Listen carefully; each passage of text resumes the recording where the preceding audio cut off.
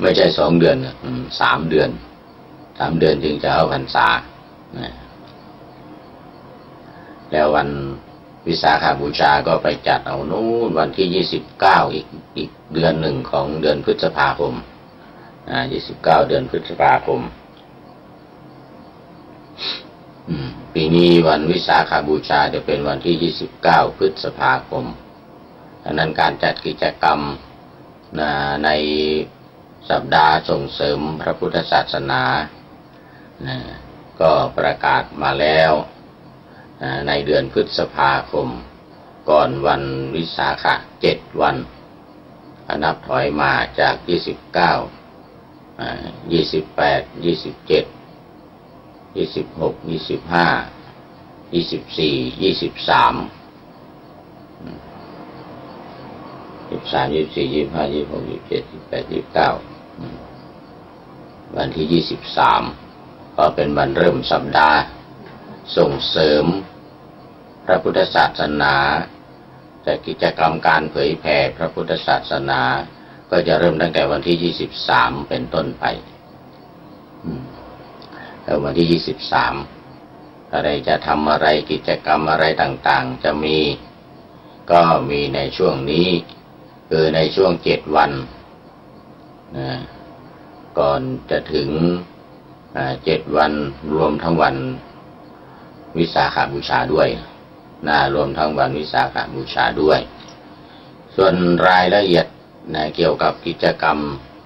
ที่จะทำนั้นก็จะได้นำมาพูดคุยกันอีกเพราะว่ายังเหลือเวลาอีก1 เดือนนับตั้งแต่วันนี้ไปนับตั้งแต่วันนี้ไปวันที่30แล้วทีนี้กิจกรรมที่สำคัญอีกเนื่องในวันเพ็ญเดือน8เหนือเดือน6ใต้เนี่ยวัดพระธาตุดอยสุเทพมีพระเดชพระคุณหลวงพ่อพระธรรมเสนาบดีรองเจ้าคณะภาค7เจ้าอาวาสวัดพระบรมธาตุดอยสุเทพราชวรวิหารวันนี้ก็จัดกิจกรรมวันที่ครูบาเจ้าศรีวิชัยขึ้นดอยสุเทพที่เชิงดอยสุเทพลานครูบาศรีวิชัยนั้นเราจะจัด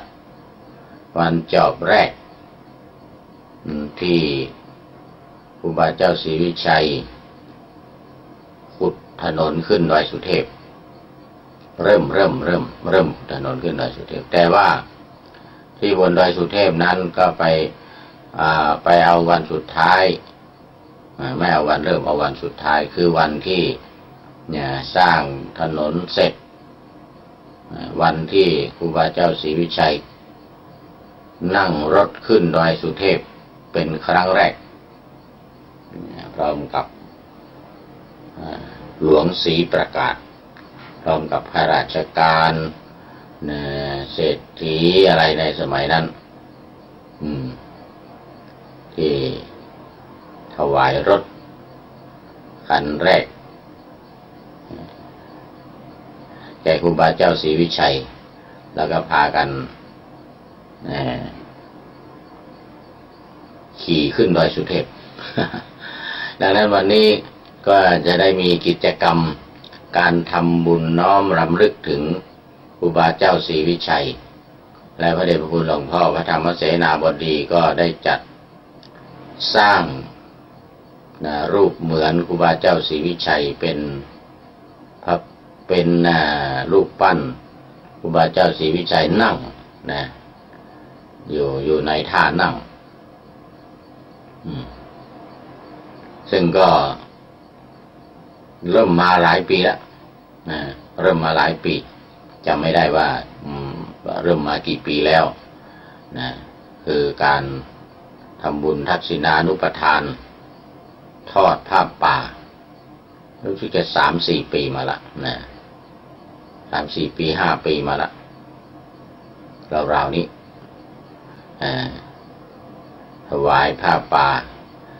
วัดในตำบลสุเทพทุกวัดละ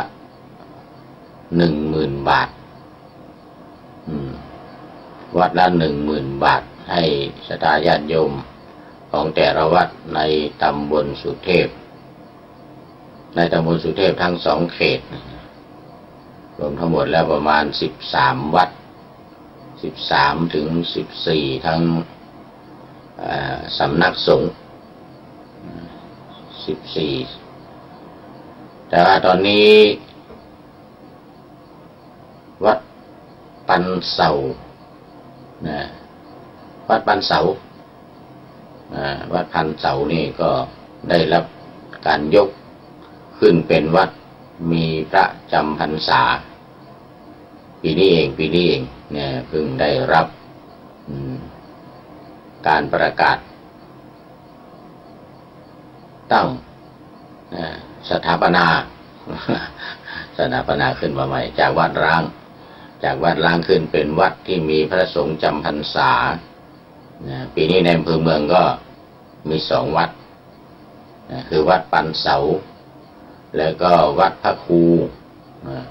วัดพระครูนี่ก็เป็นชื่อแปลกๆชื่อแปลกๆอยู่ติดกับวัดปราสาทอยู่ติดกับวัดปราสาททางด้านเหนือของวัดพระสิงห์หลวงวัดพระสิงห์วรมหาวิหาร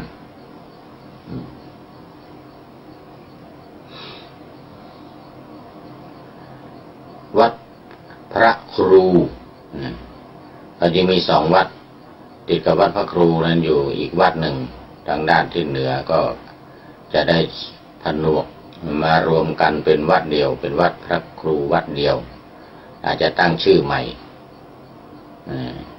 ก็อาจเป็นได้แต่ตอนนี้รับการแต่งตั้ง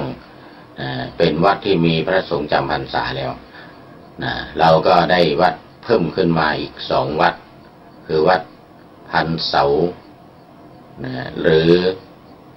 พันเสาและวัดพระครูก็อยู่ใกล้ๆกันมีวัดหนึ่งอยู่ในคือเมืองวัดหนึ่งอยู่นอกเมืองเยื้องๆกันเกือบจะตรงกันเลยทีเดียว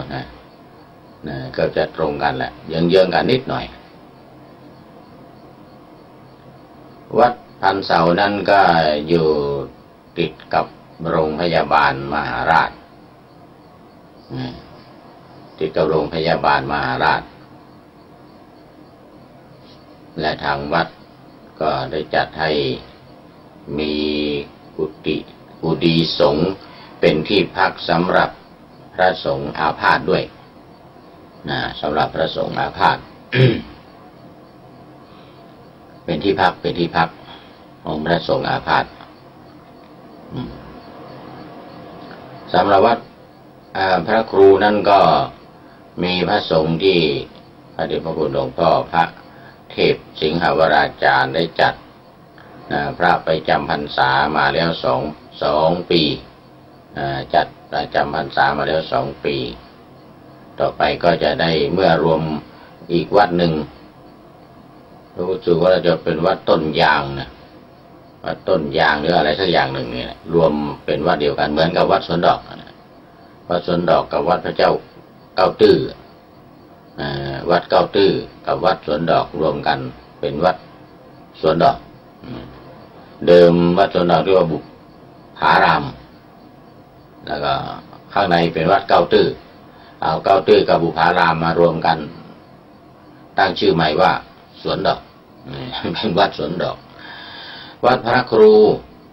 ต่อไปกับต้นยาง2 วัดเนี่ยรวมกันแล้วก็อาจจะตั้งชื่อใหม่หรือใช้ชื่อเดิมก็แล้วแต่ว่าจะชอบใจ แล้วแต่ว่าจะชอบใจนี่ก็เป็นข่าวดีเป็น สิริมงคลสำหรับชาวพุทธเราสำหรับพระพุทธศาสนาที่เราได้มีการยกวัดร้างขึ้นเป็นวัดมีพระจำพรรษาอีก2 วัดอำเภอเมืองก็เพิ่มจาก123 วัดก็เป็น125หมายถึงวัดที่มีพระจำพรรษาส่วนสำนักสงฆ์ที่พักสงฆ์อะไรต่างๆนั้นก็มีอีกหลายแห่งก็มีอีกหลายแห่งดังนั้นจาก123 วัดในบัญชีของสำนักพระพุทธศาสนาประจำจังหวัดเชียงใหม่123 วัดก็ตอนนี้เป็น125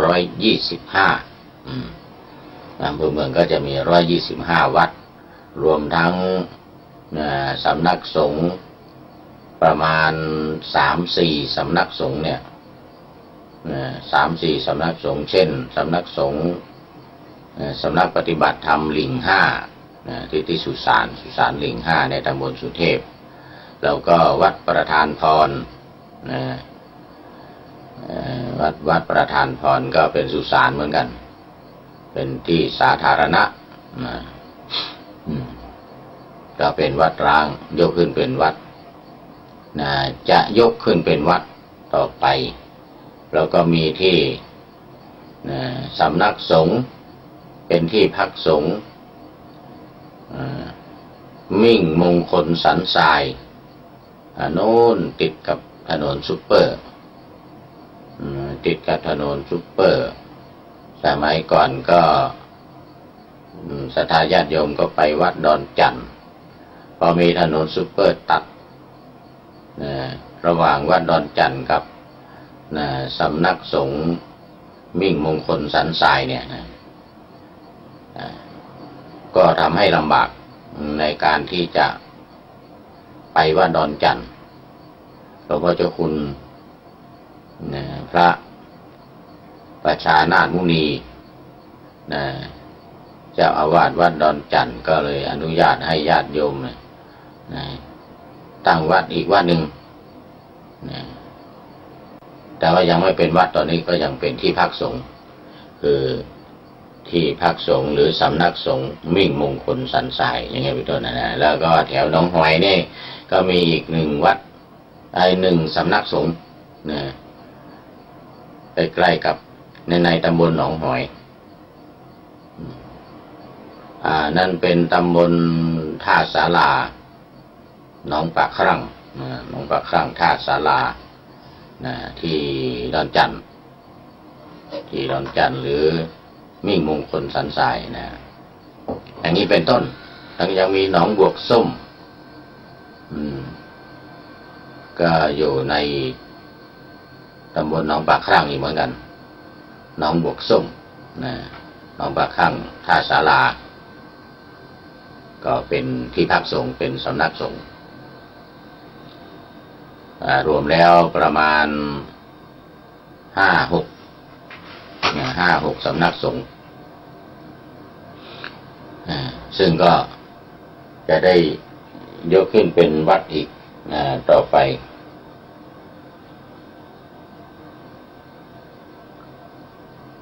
โน่นเจดีย์ป่องหรือเชียงโฉมเจดีย์ป่องหรือเชียงโฉมอีกที่หนึ่งนั่นก็เป็นสำนักสงฆ์เป็นที่พักสงฆ์อยู่เหมือนกัน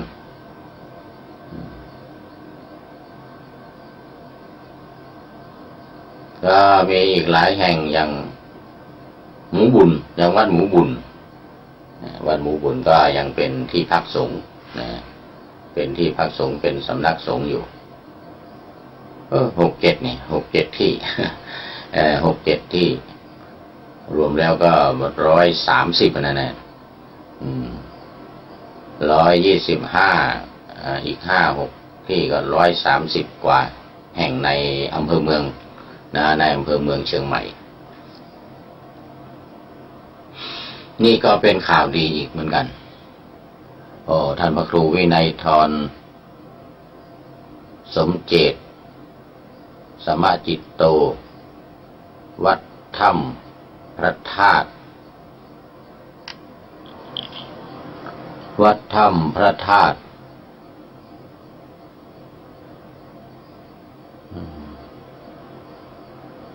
ลพบุรีวัดถ้ำพระธาตุลพบุรีท่านพระครูแล้วก็จัดงานใหญ่เมื่อ4-5 วันที่ผ่านมาเมื่อวันที่25ฉลองพระใหญ่ที่วัดเขาวงพระจันทร์วัดเขาวงพระจันทร์จังหวัดลพบุรีท่านพระครูวินัยธรสมเจตสมาจิตโตเป็นผู้จัด เป็นผู้จัดพระใหญ่มากก็คือพระพุทธโชควัด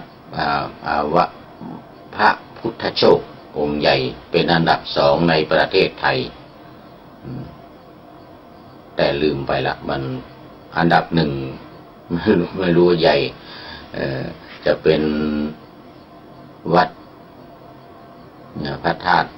วัดศรีคมคำที่จังหวัดพะเยาหรือเปล่ายังไม่แน่ใจนะองค์ใหญ่มีอยู่หลายที่มีอยู่หลายที่พระองค์ใหญ่ไม่แน่ใจว่าอันดับ1เนี่ยเป็นวัดศรีโคมคำจังหวัดพะเยาหรือเปล่าสมัยก่อนเราเรียกกันว่าพระเจ้าตรงเอื้องพระเจ้าตรงเอื้อง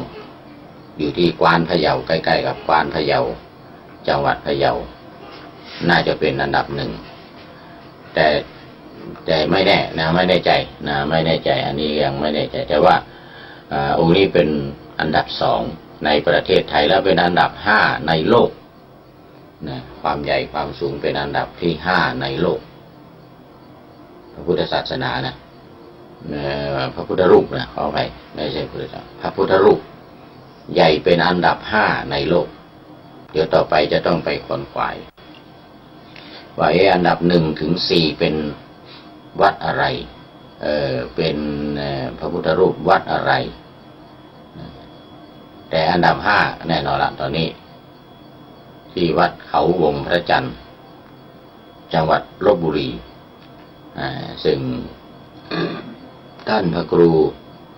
วินัยธรสมเจตก็เป็นผู้ไปดำเนินการในการจัดพิธีฉลองซึ่งก็ดำเนินการสร้างใช้ทุนทรัพย์ไปประมาณ50 ล้าน500 ล้าน500 ล้านกว่ากว่า500 ล้านกว่าก็ประมาณ50 โกฏ50 โกฏเห็นว่าอย่างนั้นอันดับ2ในประเทศไทยอันดับ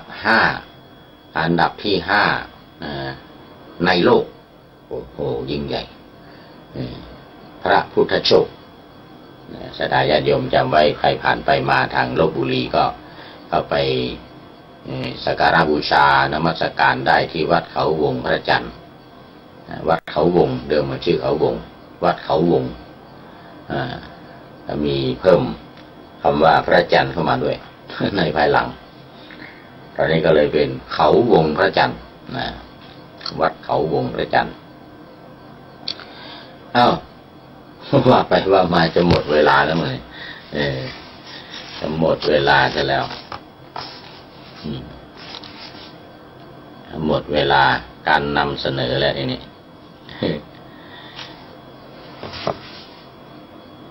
ตอนนี้ก็จะเป็นเนื้อหาสาระของพระไตรปิฎกขออภัยต้อง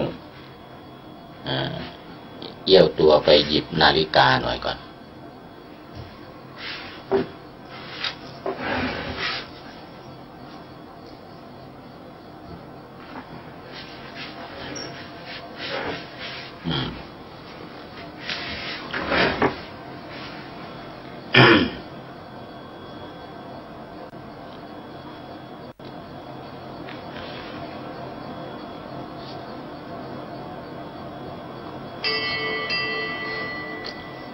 โอ้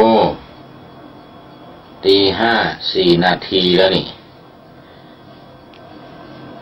ตี 5 4 นาทีพอเราเริ่มเข้ารายการมาช้าไปหน่อยนะเริ่มเข้ารายการช้าไปหน่อยตอนนี้ก็เป็นช่วงของพระไตรปิฎกอีกประมาณ30 ถึง 40 นาทีแล้วหลังจากนั้นก็จะเป็นช่วงของการปฏิบัติเป็นช่วงของการปฏิบัติ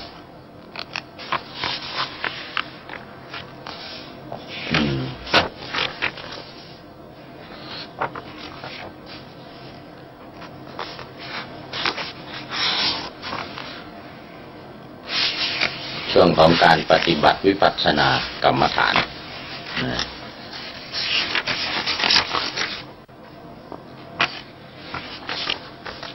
ยังอยู่ในพุทธกานิกายพุทธกานิกาย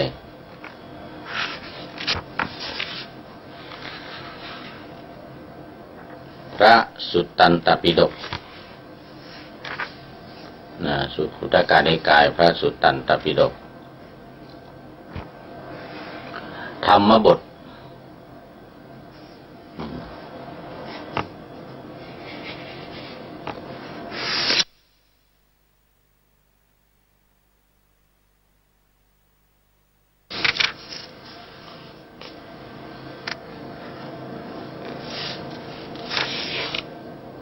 ธรรมบท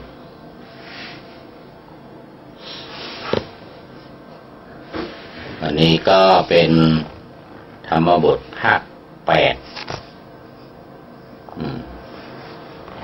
ธรรมบทภาค 8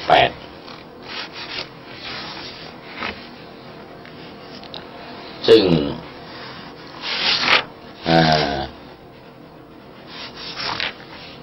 งวันก่อน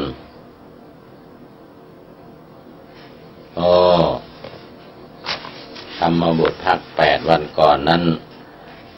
ได้พูดได้เริ่มต้นได้พูดได้เริ่มต้นแต่ว่ายังไม่จบมัววันนี้จบแน่มัวพูดเรื่องอื่น เมื่อมัวพูดเรื่องอื่น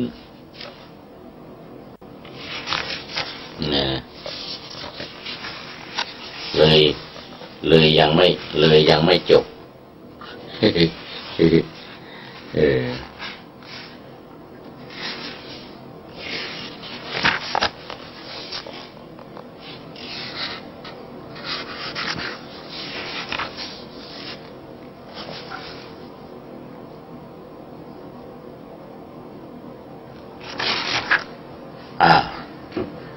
เป็นเรื่องที่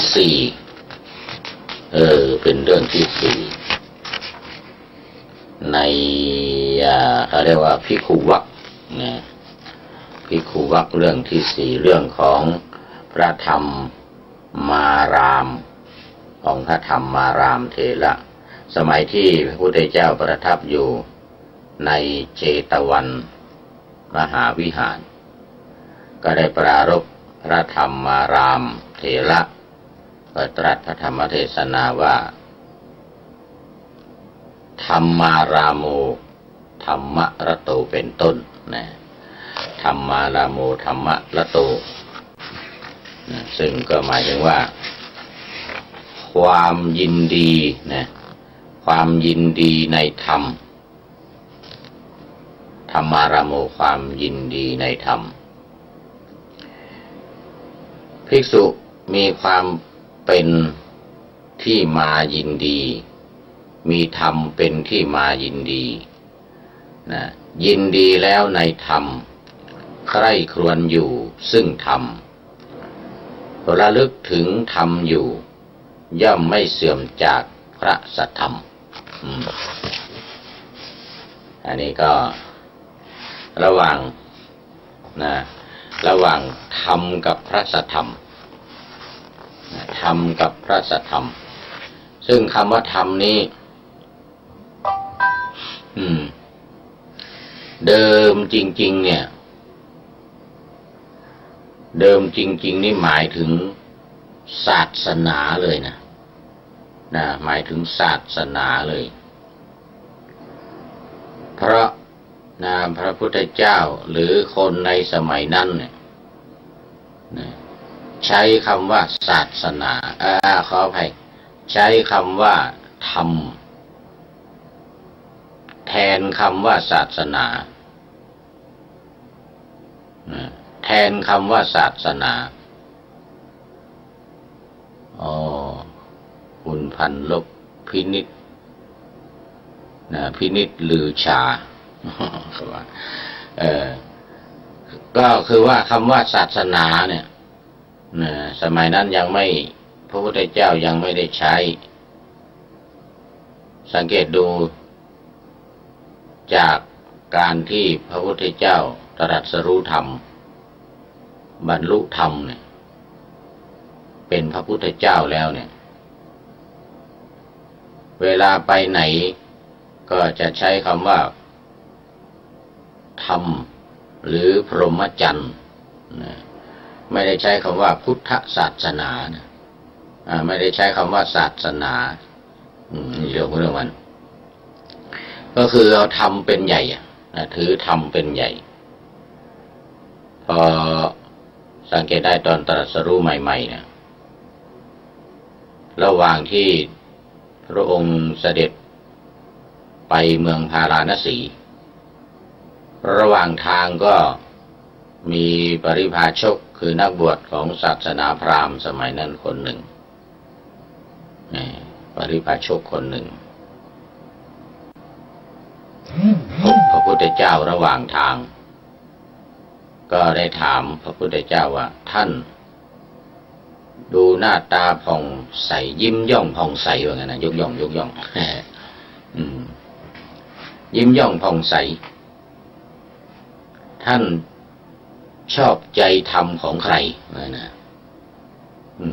ใครเป็นอาจารย์ของท่านอย่างเงี้ยนะท่านอยู่ในธรรมของใครเนี่ยเห็นไหม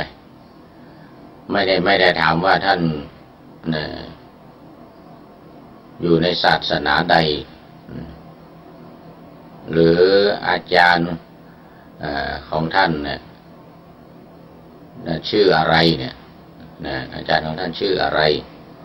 ท่านชอบใจในธรรมของใครเนี่ยคำถามที่ปริพาชกนักบวชของศาสนาพราหมณ์อีกอย่างหนึ่งเขาเรียกว่าเป็นพราหมณ์ที่ชอบตวาดว่าหึนะพอถามพระพุทธเจ้าพุทธองค์ก็ตรัสว่าเราตรัสรู้เองเราตรัสรู้ธรรมเองไม่มีใครเป็นอาจารย์เราเป็นอาจารย์เองเรารู้เองพราหมณ์คนนั้นก็สั่นศีรษะ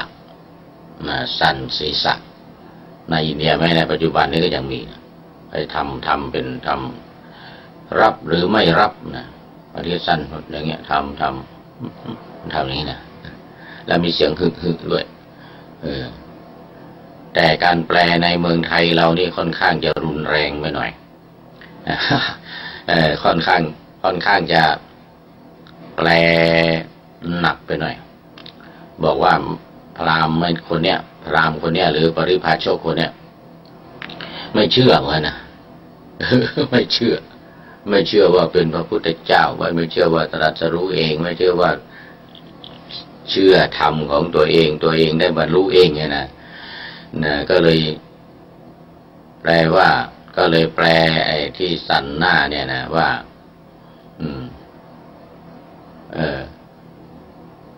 เขาเรียกว่าอะไรไม่เชื่อแล้วมีที่หนึ่งแปลว่าถุยน้ำลายใส่ด้วยว่า ถุยน้ำลายใส่แต่ความจริงแล้วนิสัยหรือวิธีการของคนอินเดียสมัยนั้นเนี่ยหรือแม้แต่ในปัจจุบันเนี่ยเขาก็ยังมีการสั่นหน้าเนี่ยรับทีนี้เขาก็จะมีวิธีการว่าถ้าสั่นหน้าไปทางซ้ายอย่างเงี้ยนะ ถ้าหมุนไปอย่างนี้เรียกว่านี่คือยอมรับถ้าหมุนไปทางนี้ไปเอาคางไปทางขวานี่ศีรษะมาทางซ้ายอย่างนี้นี่อย่างนี้นี่ไม่เป็นการปฏิเสธเมืองไทยก็ได้แปลว่าพราหมณ์คนนั้นสายหน้าหนี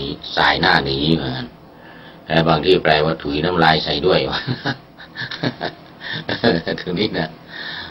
เป็นอย่างนั้นค่อนข้างจะรุนแรงไปหน่อยแต่คนจริงแล้วเป็นการสั่นศีรษะยอมรับและไม่ยอมรับ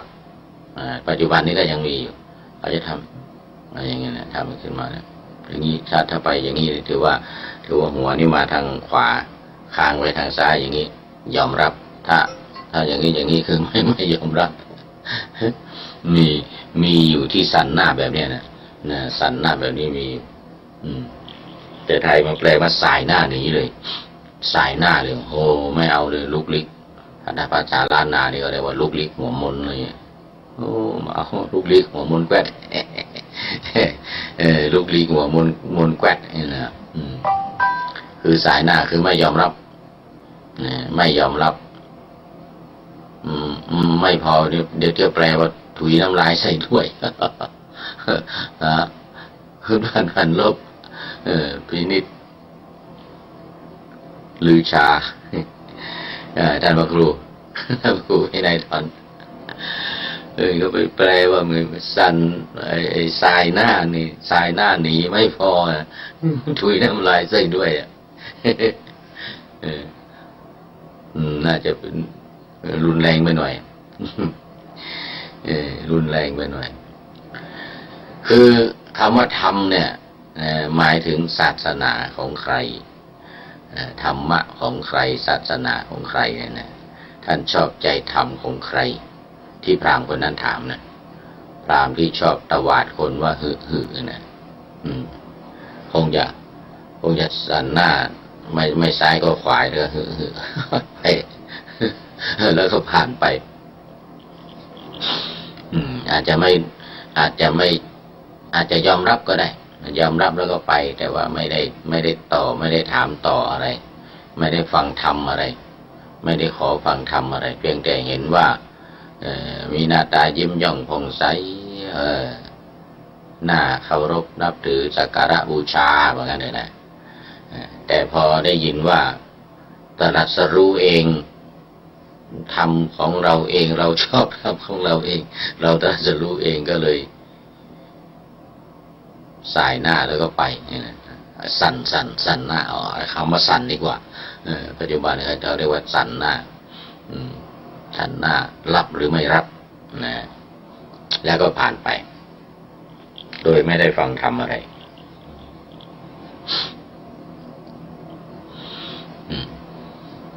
นี่ก็คำว่าธรรมในนี้ทีนี้มันยังมีอีกคำหนึ่งว่าสัตธรรมหรือพระสัตธรรมเพิ่มค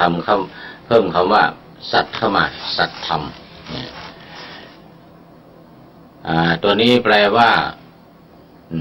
เป็นไปมันมาจากคำว่าสหแปลว่าเป็นไปกับเป็นไปด้วยก็คือเป็นไปกับธรรมเป็นไปด้วยธรรมเป็นไปด้วยธรรมก็ซ้อนทอ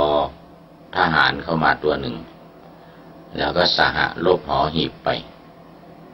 ก็เหลือแต่สอเสือแล้วก็ซ้อนทอทหารเข้ามาตัวหนึ่งหน้าทอธงก็เป็นสัตธรรมในประเทศไทยเราก็เพิ่มคำว่าวระเข้าไปเพราะว่าสัตธรรมที่ประเสริฐสัตธรรมที่ประเสริฐนั่นเองขออภัย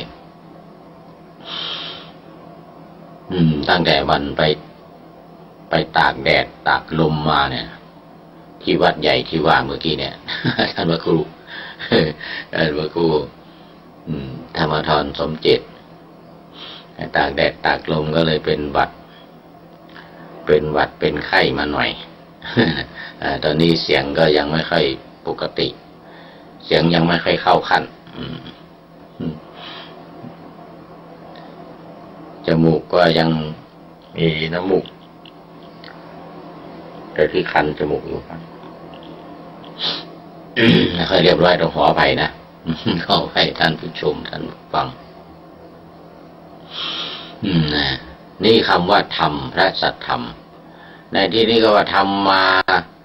รามธรรมารามโมธรรมรโตนะธรรมารามคือมีธรรมเป็นที่ยินดีสำหรับธรรมรโตก็ยินดีในธรรมนะธรรมารามเนี่ยธรรมรโตนะยินดีในธรรม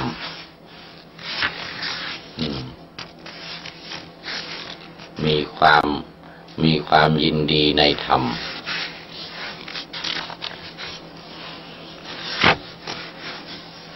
แล้วก็ใคร่ครวญอยู่ซึ่งธรรมไอ้ตรงนี้แหละตรงนี้แหละเป็นจุดสำคัญนะใคร่ครวญอยู่ซึ่งธรรมคือนอกจากว่ามีความยินดีแล้วก็ใคร่ครวญซึ่งธรรมเนี่ยใคร่ครวญตัวนี้นะมันก็คือจะถ้าเป็นในอิทธิบาทก็จะเป็นวิมังสาเนี่ยฉันทะวิริยะจิตตะวิมังสาคือใคร่ครวญในธรรมได้แก่การพิจารณาหรือไตรตรองพิจารณาหรือไตรตรองก็ได้แก่การวิตกวิจารวิตกวิจารก็คือยกหัวข้อธรรมขึ้นมาแล้วก็พิจารณาเรียกว่าพินิจพิเคราะห์ก็ได้พินิจพิเคราะห์ไตรตรองตรึกตรองใคร่ครวญไตรตรองตรึกตรองหรือใคร่ครวญ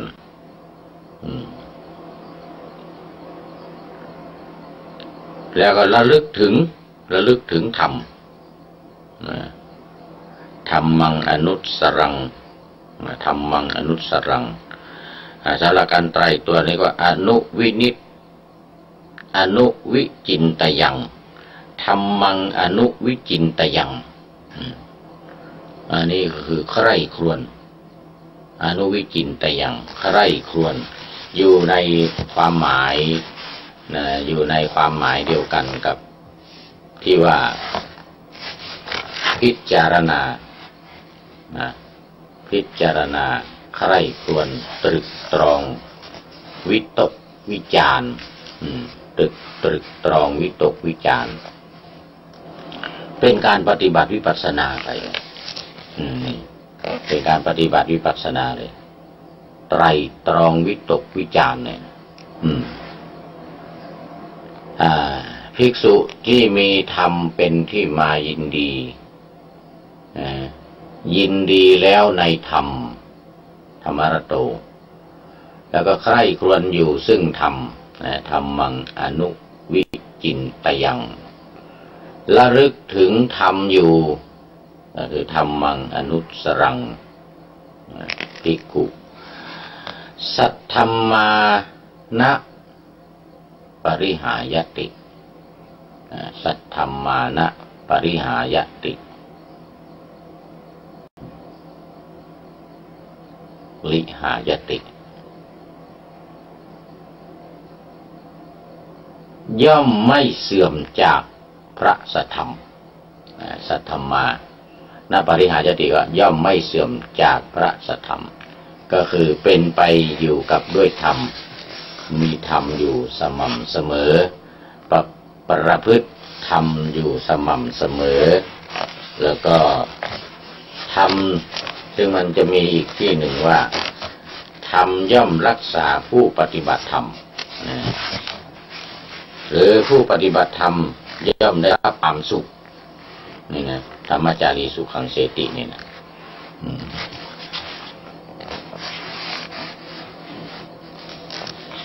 ธัมโมอะไรลักขติธรรมจาริงเนี่ยธัมโมหเวรักขติธรรมจาริงผู้ปฏิบัติธรรมหรือธรรมย่อมรักษาผู้ปฏิบัติธรรม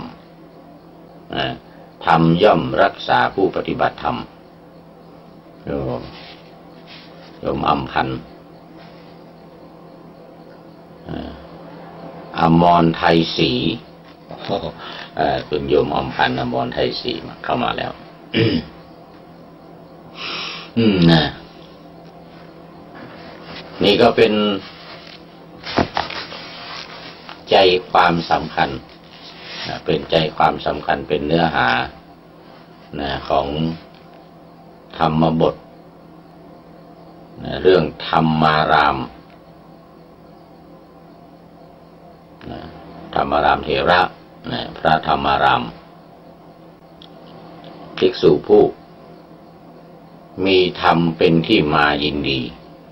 มีธรรมเป็นที่มายินดีเรื่องนี้ก็มีใจความว่า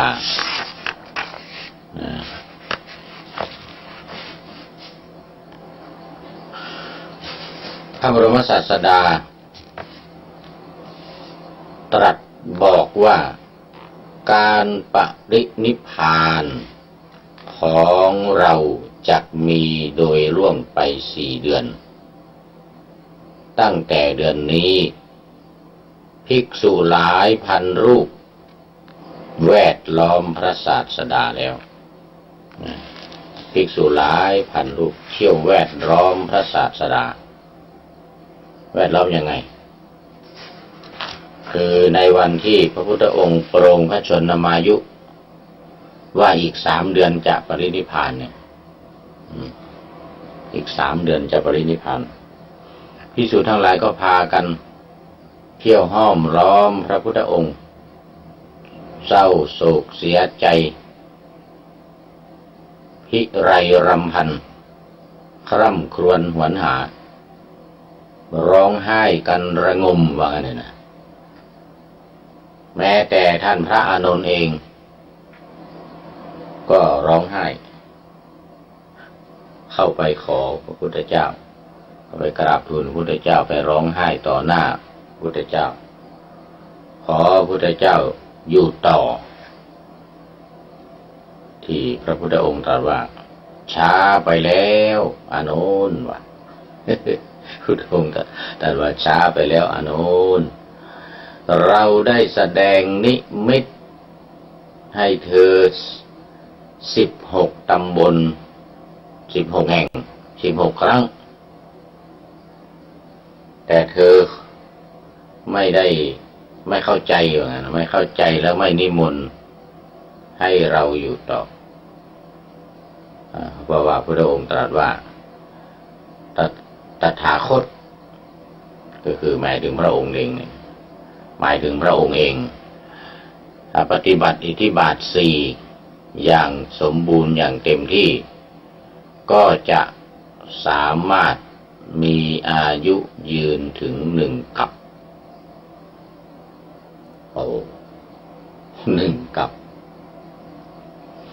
เป็นเวลานาน1 กัปเนี่ยอย่างที่เคยพูดกันบ่อยๆแต่ใน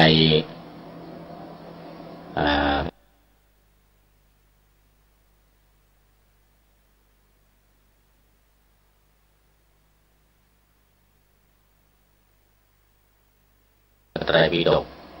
จะบอกไว้ว่า120แต่ในตำนานตำรา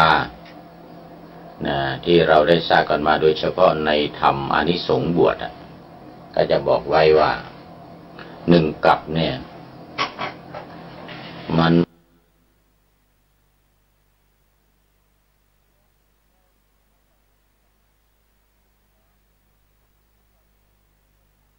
มีหลุม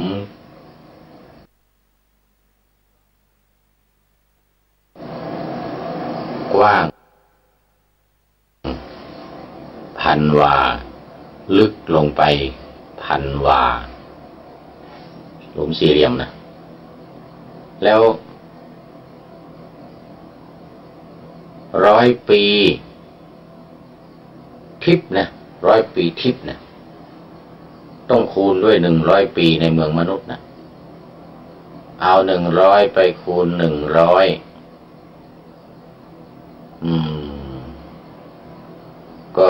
เป็น10,000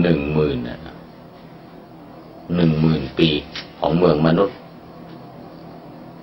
เทวดาก็เอาเมล็ดงาเนี่ยมาใส่1 เม็ดนี่เรื่องมันแล้วงาเนี่ยเต็มหลุมที่กว้าง1,000 วาเนี่ยลึก1,000 วาเนี่ยนั่นคือ1 กัปเต็มเลยนะเต็มปากมาเลยนี่คือ1 กัปนี่ตำนานเขียนไว้ตำนานตำราเขียนไว้ในธรรมอานิสงส์บวชนั่นก็หมายถึงว่ามันยาวมันนานมันยาวมันนานนั่นเอง1 กัปเลยนะไม่ใช่น้อยๆตถาคตถ้าบำเพ็ญอิทธิบาท 4เนี่ยฉันทะวิริยะจิตตะวิมังสาเนี่ยนะวิมังสาเนี่ยใคร่ครวญนี่แหละเนี่ยใคร่ครวญในตัวนี้แหละตัวใคร่ครวญนี่แหละธัมมังอนุวิจินตยังเนี่ยธัมมังอนุวิจินตยังใคร่ครวญธรรมซึ่งมีความหมายเท่ากับโน้นเลยนะโยนิโสมนสิการนะโยนิโสมนสิการหรือว่าวิตกวิจารนะตรึกตรองไตรตรองใคร่ครวญวิมังสาไตรตรองพิจารณาใคร่ครวญอิทธิบาท 4เลยทีเดียวเท่ากับอิทธิบาท 4เลย ซึ่งเป็นธรรมที่มีคุณมากนะมีคุณมากธรรมจึงจะอยู่กับคนนั้นหรือคนนั้นจะไม่ปราศจากพระสัทธรรมไม่ปราศจากพระสัทธรรมจะเป็นอริยบุคคลธรรมดาตั้งแต่โสดาบันขึ้นไปนะจนถึงอรหันต์จะไม่คลาดจากธรรมไม่แคล้วคลาดจากธรรมธรรมจะอยู่ตลอดการกระทำไม่ว่าทางกายทางวาจาทางใจก็จะเป็นไปในทางดีตลอดเพราะว่ามีธรรมอยู่ตลอดนะโอจลินสุตันทศีลาคุณจลินสุตันทศีลาเอ็ดดี้วรวิทย์เอ็ดดี้วรวิทย์เข้ามาแล้วนะ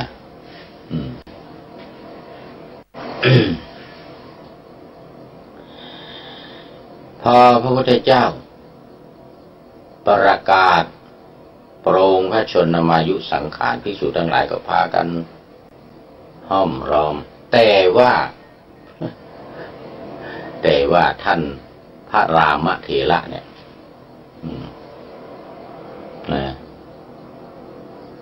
ธรรมารามเนี่ยธรรมารามเถระนี่แปลกกว่าเพื่อนโอ้เขามีความคิดว่าอีก3 เดือนพระพุทธเจ้าจะปรินิพพานแล้วแต่เราเนี่ยยังเป็นปุถุชนว่างั้นนะเรายังไม่ได้บรรลุธรรมเรายังเป็นปุถุชนเรายังไม่ได้บรรลุธรรม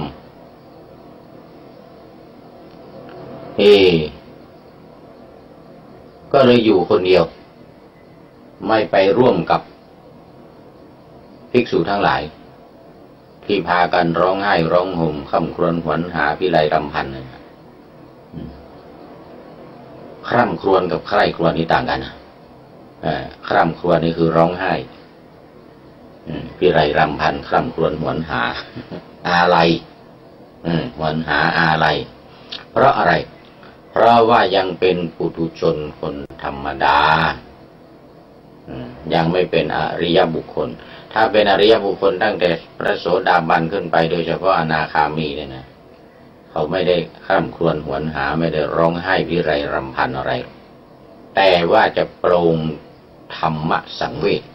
นี่มันจะต่างกับตรงนี้ พระโสดาบันนี่ยังร้องไห้อยู่นะอย่างท่านพระอานนท์เนี่ยพระอานนท์ร้องไห้ แม้วันปรินิพพานก็แอบไปร้องไห้อย่างพระอานนท์วันพุทธเจ้าปรินิพพานเห็นว่าไปอยู่หลังไปแอบอยู่ข้างๆประตูว่างั้นนะไปร้องไห้ต่อหน้าคนอายเขาโอ้โหพระอานนท์เป็นพุทธอุปถากติดตามพระพุทธเจ้ามานานอุปถัมภ์อุปถากพระพุทธองค์แต่ยังร้องไห้อย่างอายเขานู่นไปยืนแอบร้องไห้อยู่ที่ประตูข้างประตูว่างั้นไม่ให้คนเห็นแอบวันที่พระพุทธเจ้าปรินิพพานคืนนั้นคืนที่พระพุทธเจ้าปรินิพพานเศร้าโศกเพราะอะไรเพราะเป็นเพียงโสดาบันยังมีกิเลสนะความรักความใคร่อาลัยกำกรวนหวนหาอยู่เต็มที่ความโลภความโกรธความหลงราคะตัณหาอะไรต่างๆเต็มยังเต็มอยู่พระสกทาคามีจึงจะเบาบางลงจึงจะเบาบางลงความโลภความโกรธความหลงนี่จึงจะเบาบางลงแต่ถ้าอนาคามีขึ้นไปเนี่ยนะอนาคามีพระอรหันต์ก็จะปรงธรรมสังเวชคือตั้งใจมีความแกล้วกล้าอาจหาญในการที่จะทำความดีอย่างเดียวไม่ทำความชั่วไม่ทำไปในทางไม่ดีไม่คิดไปในทางไม่ดีไม่พูดไปในทางไม่ดีไม่กระทำในสิ่งที่ไม่ดีเขาเรียกว่าโปร่งธรรมสังเวชไม่ร้องไห้แล้วไม่ร้องไห้ไม่คร่ำครวญหวนหาตั้งแต่อนาคามีขึ้นไปพระอนาคามีขึ้นไปนะพระโสดาบันพระสกทาคามีนี่เป็นอริยบุคคลก็ตามแต่ว่ายังมีกิเลสมีตัณหาราคะความโลภความโกรธความหลงถึงแม้ว่าจะเบาบางลงก็ตามแต่ว่ายังมีอยู่นี่ก็ร้องไห้คร่ำครวญหมดนะท่านธรรมารามเนี่ยท่านพระธรรมารามเนี่ยพอคิดว่าเราจะต้องปฏิบัติธรรมจะต้องให้ได้บรรลุขณะที่พระพุทธเจ้ายังไม่ปรินิพพานนี้เหมือนกันก็เลยไม่ไปรวมกลุ่มไม่ไปอยู่กับภิกษุทั้งหลายที่พากันเศร้าโศกเสียใจร้องไห้ภิกษุทั้งหลายเมื่อเห็นท่านพระธรรมารามธรรมารามเถระเนี่ยรูปเนี่ยไม่เข้าหมู่เข้าฝูงไม่มาก็เลยพากันโจษจันไปฟ้องพระพุทธเจ้าขี้ฟ้องภิกษุสมัยนั้นน่ะแต่ยังเป็นปุถุชนนะโสดาบันก็ยังไม่ได้เป็นนะนี่เรื่องนะบางทีก็อาจจะเป็นโสดาบันอยู่ก็มี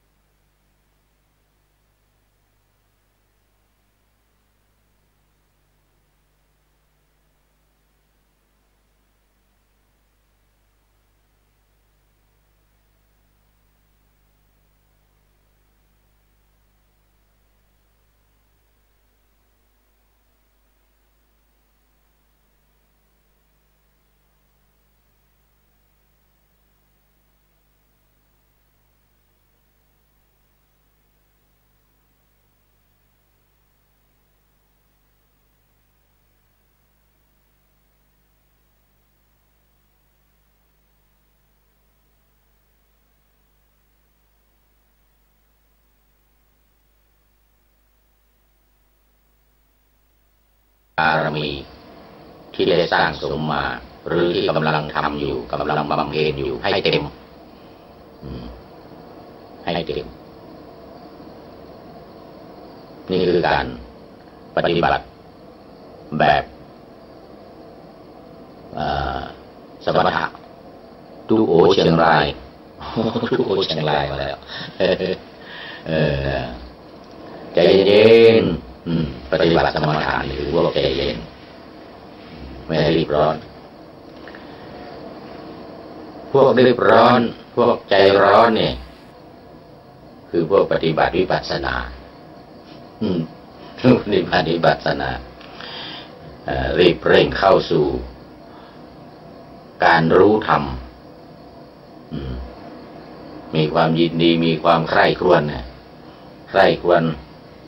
ในธรรมไตรตรองหรือตรึกตรองตรงกับคำว่าวิปัสสนาคือทำยังไงให้เกิดการรู้แจ้งเห็นจริงเกิดปัญญาญาณหรือวิปัสสนาญาณโดยพลันโดยเร็วโดยพลันโดยเร็วก็ตรงเลยนี่ตรงเข้าสู่การปฏิบัติเลยตรงเข้าสู่ภาวนามันมีวิธีการอยู่3อย่างคือการฟังเหมือนท่านทั้งหลายกำลังฟังอยู่ขณะนี้เป็นการปฏิบัติวิปัสสนาไปในตัวนะเหมือนที่ได้กล่าวไว้ตอนต้น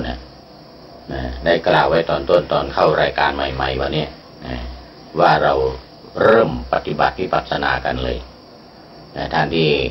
เข้าชมตุลุงโอเชียงรายเข้าชมเป็นการปฏิบัติวิปัสสนาเข้าสู่วิปัสสนาโดยตรงโดยการใคร่ครวญไตรตรองตรึกตรองที่ภาษาบาลีว่าวิตกวิจารตรงนี้วิตกวิจารนะคือการยกเอาหัวข้อขึ้นมาแล้วก็พิจารณาโดยเฉพาะใน73ข้อซึ่งเป็นอารมณ์ของวิปัสสนาเป็นอารมณ์ของวิปัสสนาโดยตรงมีขันธ์5เป็นต้นเนี่ยก็จะสามารถรู้ได้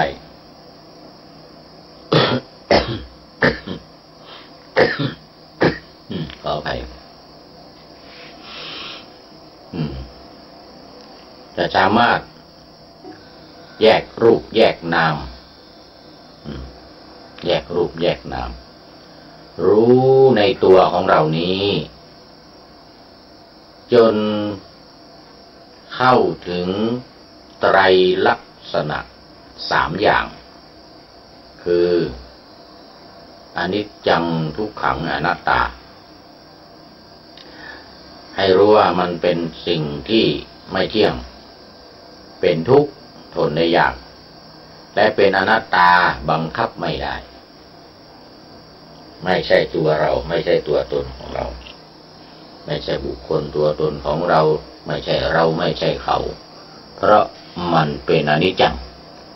มันควบคุมบังคับให้เป็นไปตามใจเราไม่ได้มันต้องเป็นอย่างนั้นมันต้องเปลี่ยนแปลงที่เรียกว่าตถาตาเนี่ยมันเป็นเช่นนั้นเองมันเป็นเช่นนั้นเองที่หลวงพ่อพุทธทาสเน้นอยู่บ่อย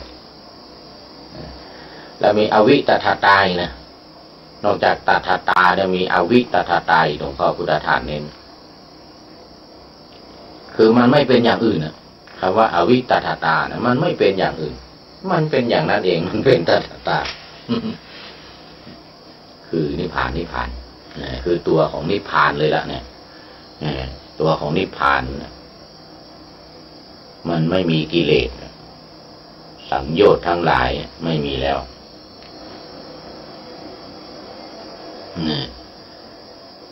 ตรงเข้าไปสู่วิปัสสนาใจร้อนใจร้อนหน่อย ท่านโอ๊คหมู่คลายเครียดหมู่ธรรมะคลายเครียดเนี่ย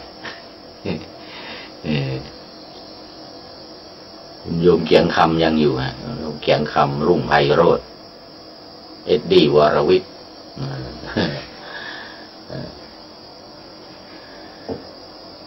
นะใจเย็น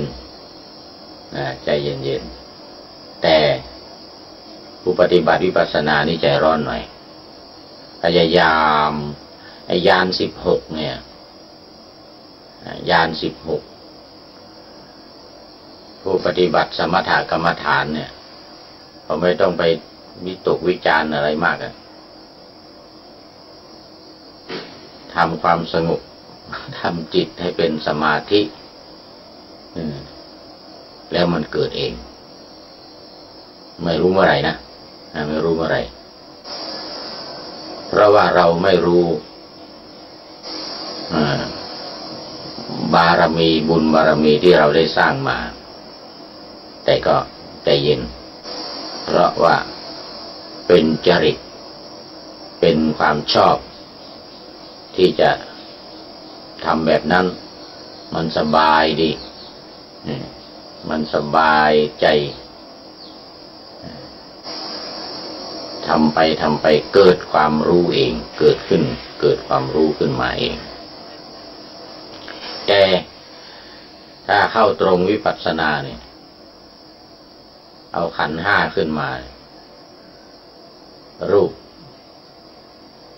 เวทนาสัญญาสังขารวิญญาณเป็นนามเนี่ยตั้งแต่เวทนาไป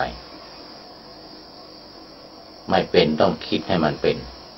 ต้องตีความหมายอธิบายความให้มันเป็นนาม ให้มันเป็นนามให้ได้จึงจะแยกตัวของเราเนี่ยว่ารูปคือรูปกายทั้งหมดเนี่ยหัวแขนแข้งขาลำตัวเนี่ยที่มันเป็น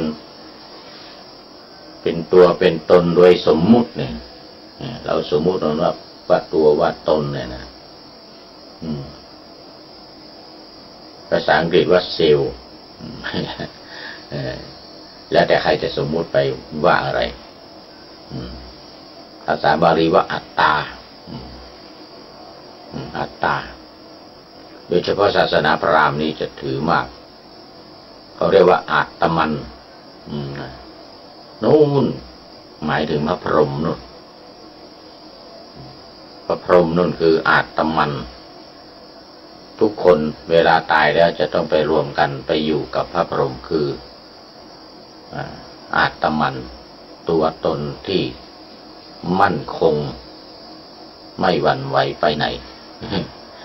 อันนั้นแต่ทางตรงกันข้ามพระพุทธเจ้าหรือพระพุทธศาสนาของเราเนี่ยหรือธรรมของเราเนี่ยธรรมของเราเนี่ยว่าเป็นอนัตตาตรงกันข้ามที่เรามักจะพูดกันบ่อยๆว่าพระพุทธศาสนาเราจะแตกต่างจากศาสนาอื่นก็คือเรื่องนี้คือเรื่องอนัตตาหรือนันเซลเนี่ยนันเซลอนัตตาไม่ใช่ตัวตนไม่มีตัวไม่มีตนบังคับไม่ได้เป็นเพียงธาตุสี่ขันธ์ห้ามารวมกันอยู่นี้และมีอากาศวิญญาณเกิดขึ้นคือตัวรู้ตัวจิตรู้อยู่ภายในเรียกว่าวิญญาณรู้ผ่านทางตาหูจมูกลิ้นและกายเกิดความรู้อยู่ในใจเรียกวิญญาณเนี่ย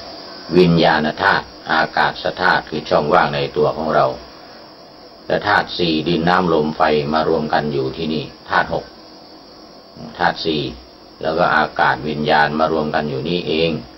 มันจึงถูกสมมุติว่าอัตตาถูกสมมุติว่าตัวตนถูกสมมุติว่าเซลล์นั่นก็เลยกลายเป็นนันเซลล์ไม่ใช่ตัวตนไม่มีตัวตนอนัตตาไม่ใช่ตัวไม่ใช่ตน นี่ปฏิบัติวิปัสสนาต้องให้มาลงตรงนี้แยกรูปแยกนามว่าเนี่ยคือนามนี่คือรูปในตัวของเราเนี่ยมันจะมีเวทนาเนี่ยมีความรู้สึกสัญญาความจำได้สังขารการปรุงจิตนี่บางครั้งเป็นบุญบางครั้งเป็นบาปบางครั้งไม่ใช่บุญไม่ใช่บาปเป็นกลางกลางเราเรียกอเนญชาภิสังขาร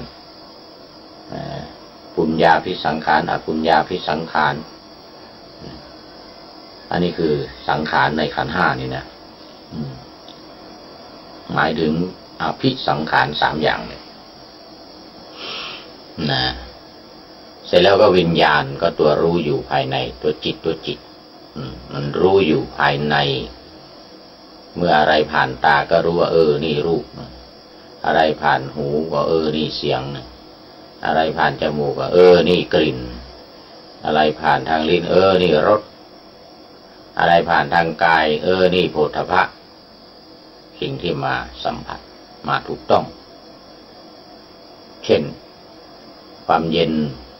ความร้อนความอ่อนความแข็งเราจะรู้เลยรู้ผ่านทางกายของเราเนี่ยใครเอาไม้มาตีหัวปุ๊บนี่ของแข็งเว้ย นี่ของแข็งเนี่ยโผฏฐัพพะมาแล้วจิตรู้ภายในแล้วจิตรู้ว่านี่ไม้หน้าสามนี่ตีหัวปุ๊บของแข็งเอาของอ่อนนุ่มๆนิ่มๆมาผ่านถูกทางเนื้อทางหนังอันนี้นิ่มนวลนิ่มนวลรู้จิตรู้ภายในอะไรอย่างเงี้ยนะนี่เขาเรียกว่าแยกรูปแยกนามต่อตัวเราเนี่ยมีอยู่แค่สองอย่างรูปกับนามรูปกับนามนามรูปเขาเรียกนามรูปเป็นตัวทุกข์นี่เรื่องมันว่าโดยย่อขันธ์ห้านี่เป็นตัวทุกข์รูปเวทนาสัญญาสังขารวิญญาณนี่หลอดพุทธเศษไว้นะเวลาดูไปดูมาเวลาหมดอีกแล้ว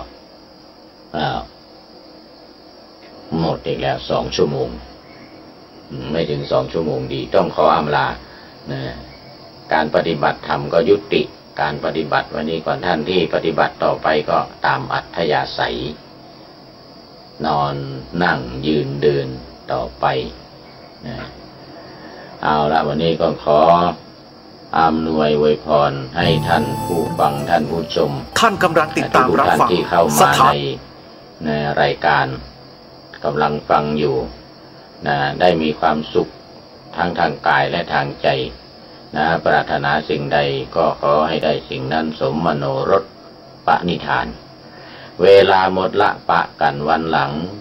ขอให้ผู้ฟังสมหวังตัวหน้าสมหวังตัวหน้าขอเจริญพรมีวิทยุกระจายเสียงพระพุทธศาสนาแห่งชาติและสังคมคลื่นเพื่อการศึกษาพระพุทธศาสนาและวัฒนธรรมระบบ FM 104.5 เมกะเฮิรตซ์รายการต่อไปเป็นรายการ